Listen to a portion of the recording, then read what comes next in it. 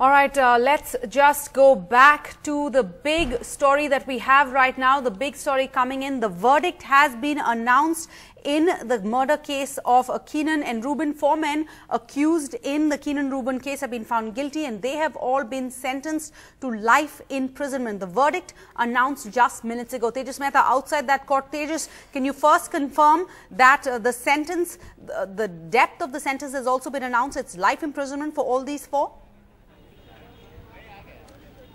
That's right. The big news coming from the Mumbai Sessions Court is that the 4 accused in the Keenan and Reuben double murder case have been sentenced to life behind bars until they really die. Remember, this is not just 14 years as, you know, in many cases it happens. This is life unto death.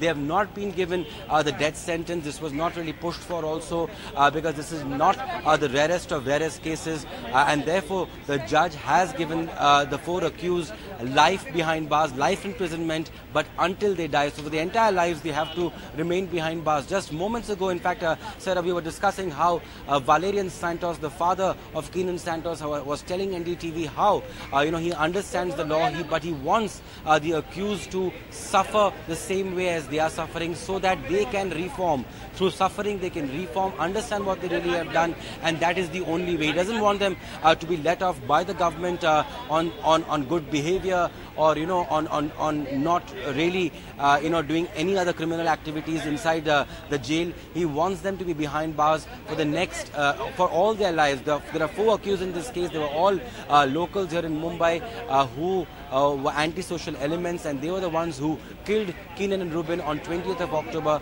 2012. Now, this case has taken a very long time, 4.5 years, but finally the parents of both Keenan and Reuben seeing some justice at the end of the day. It's taken a long time. It's been a fast-track court, gone to an all-women's court. It's taken time. The family has complained about that too. But finally, the judgment coming today.